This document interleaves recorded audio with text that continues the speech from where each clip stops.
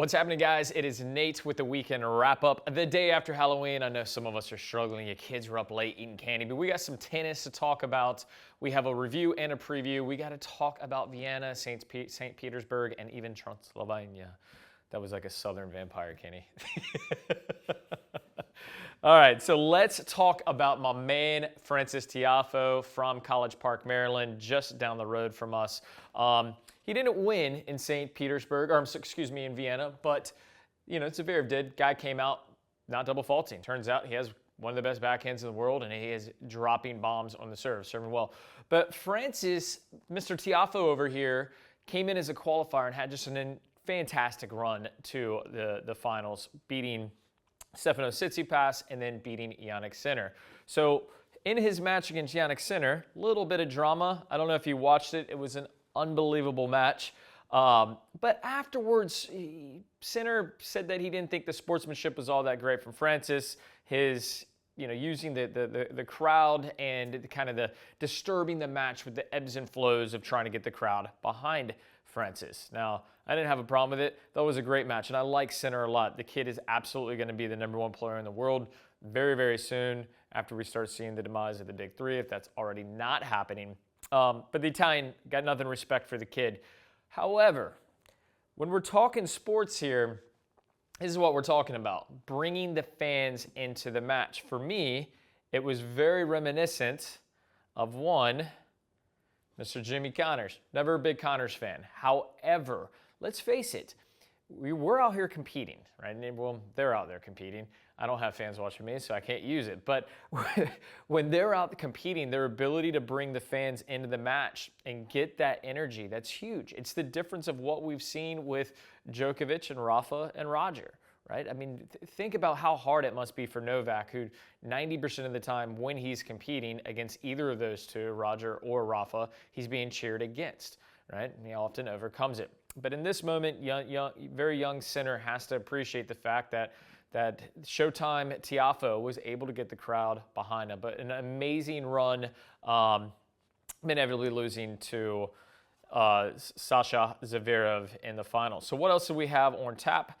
We had a re-emerging Marian Cilic in St. Petersburg. Now this win is, you can tell here, he's had a long season, right? We saw him in the finals of Wimbledon where he fell to Roger Federer, and since then there's been a bit of a demise. He's been struggling to find his form.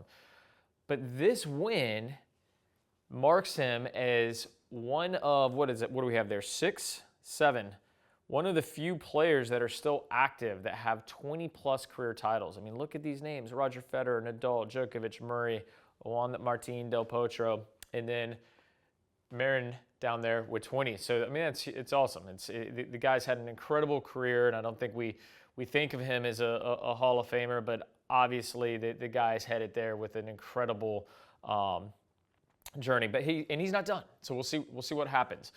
So on the women's side of things, we saw Koneit absolute trounce Simona Halep, and I like Halep, but it is what it is. She got pounced. She got broken, I think, 4 or 5 times. She was never in the match.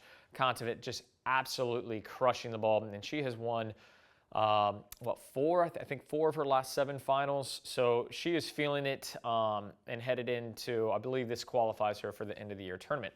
So speaking of the end of the year tournament, welcome back, Mr. Novak. All right, so the Paris Rolex Masters, which has started today, he will be playing Fucsovics, who defeated Fognini in the first round. And sometimes the Rolex Masters, we don't always see the best performance. We see people kind of withdrawn, and it's the end of the year. The big players are gearing up for the final tournament. But the race to Turin, we're seeing guys on 5 or 6 guys that are really battling to get in this tournament is everything. And although it's a far shot, Novak has to protect his #1 ranking. If Medvedev was to win this tournament and Novak went out early, and then Medvedev would also have to get a wild card into the following tournament and potentially win that, he could dethrone Novak, or at least be in the race in Turin to dethrone Novak at #1. So started today. There's going to be some good tennis and a whole lot more star power out there on the court. We're seeing most of the top guys playing, so definitely stay tuned to that. Can Novak find his form? All right, he's had his form. Can he recover from the devastating loss of the U.S. Open and continue his form? That's a better way of saying that. We'll see. I don't know. Leave it in the comments. Let me know what you think. Let me know what you thought of the Tiafoe Jannik Sinner. Jannik Sinner saying that he thought he was an unsportsmanlike and a little bit too shouting. I didn't. I love Tiafoe, but that's my guy. Leave the comments below. You know what to do. If you enjoyed the video, hit like, subscribe. I don't know where they're at. They're somewhere around here. And check out the link in the comments section. There, we're going to give you a free trial to check out the PlayYourCourt platform absolutely for free. All right, guys. Thanks for watching. I'll see you next time.